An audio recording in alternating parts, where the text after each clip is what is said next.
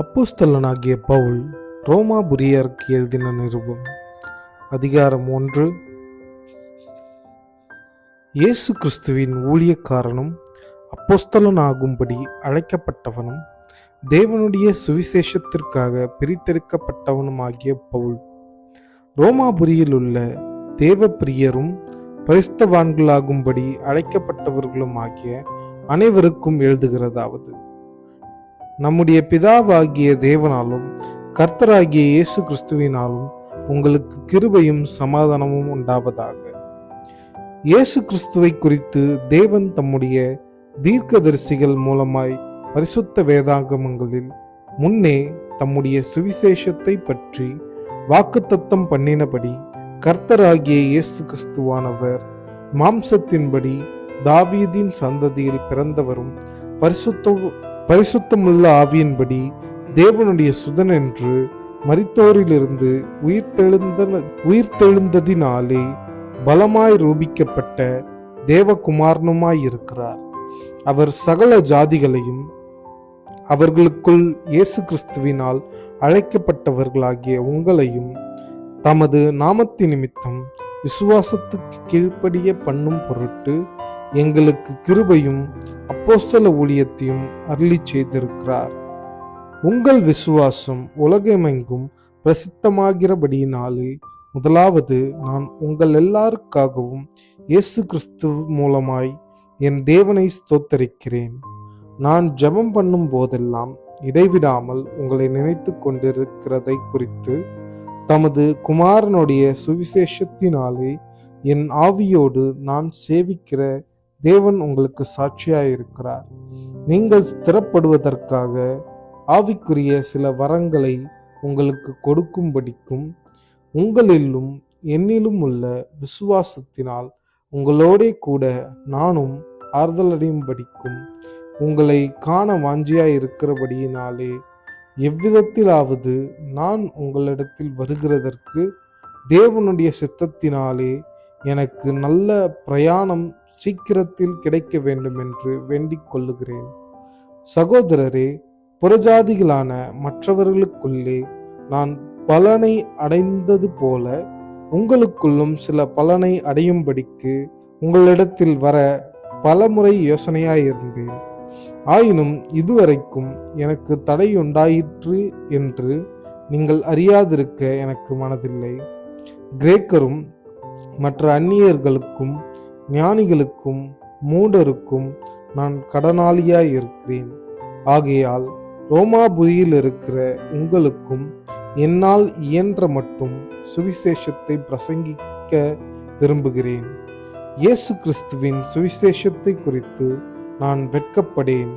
முன்பு யூதரிலும் பின்பு கிரேக்கரிலும் விசுவாசிக்கிறவனோ அவனுக்கு ரட்சிப்பு உண்டாவதற்கு அது தேவ பலனாயிருக்கிறது. விசுவாசத்தினாலே நீதிமான் பிழைப்பான் என்று எழுதியிருக்கிறபடி விசுவாசத்தினால் உண்டாகும் தேவ நீதி விசுவாசத்திற்கென்று அந்த சுவிசேஷத்தினால் வெளிப்படுத்தப்படுகிறது. சத்தியத்தை அநியாயத்தினாலே அடக்கி வைக்கிற மனுஷருடைய எல்லாவித அவபக்திக்கும் அநியாயத்துக்கும் விரோதமாய் தேவ கோபம் வானத்திலிருந்து வெளிப்படுத்தப்பட்டிருக்கிறது. தேவனை குறித்து அறியப்படுவது அவர்களுக்குள்ளே வெளிப்பட்டிருக்கிறது. தேவனே அதை அவர்களுக்கு வெளிப்படுத்தி இருக்கிறார்.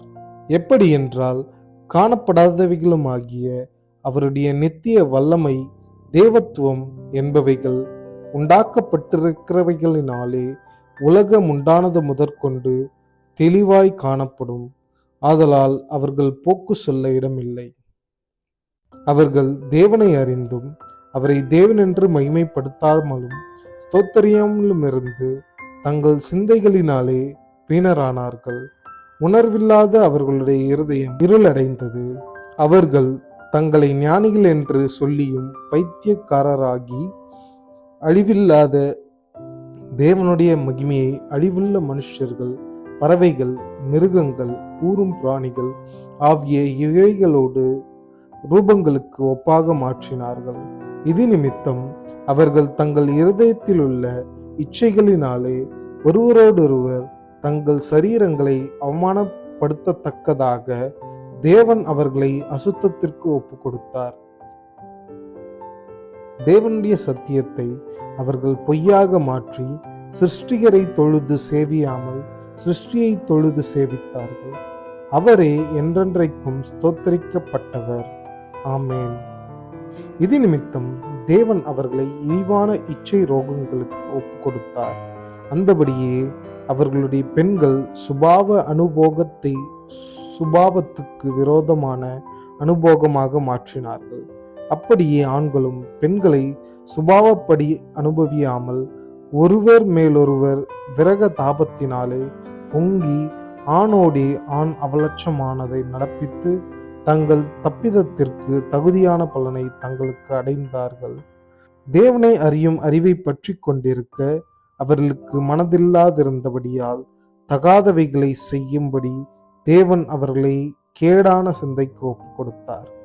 அவர்கள் சகலவித அநியாயத்தினாலும் வேசித்தனத்தினாலும் துரோகத்தினாலும் பொருளாசையினாலும் குரோதத்தினாலும் நிறையப்பட்டு பொறாமையினாலும் கொலையினாலும் வாக்குவாதத்தினாலும் வஞ்சகத்தினாலும் வன்மத்தினாலும் நிறைந்தவர்களுமாய் புறங்கூறுகிறவர்களுமாய் அவதூறு பண்ணுகிறவர்களுமாய் தேவ பகைஞருமாய் திராகிருதம் பண்ணுகிறவர்களுமாய் அகந்தையுள்ளவர்களுமாய் வீம்புக்காரருமாய் பொல்லாதவைகளை யோசித்து பிணைக்கிறவர்களுமாய் பெற்றோருக்கு கீழ்ப்படியாதவர்களுமாய் உணர்வில்லாதவர்களுமாய் உடன்படிக்கையை மீறுகிறவர்களுமாய் சுபாவ அன்பில்லாதவர்களுமாய் இணங்காதவர்களுமாய் இரக்கமில்லாதவர்களுமாய் இருக்கிறார்கள். இப்படிப்பட்டவைகளை செய்கிறவர்கள் மரணத்திற்கு பாத்திரராய் இருக்கிறார்கள் என்று தேவன் தீர்மானித்த நீதியான தீர்ப்பை அவர்கள் அறிந்திருந்தும் அவைகளை தாங்களே செய்கிறதும் அல்லாமல் அவைகளை செய்கிற மற்றவர்களிடத்தில் பிரியப்படுகிறவர்களுமாய் இருக்கிறார்கள். ஆமென்.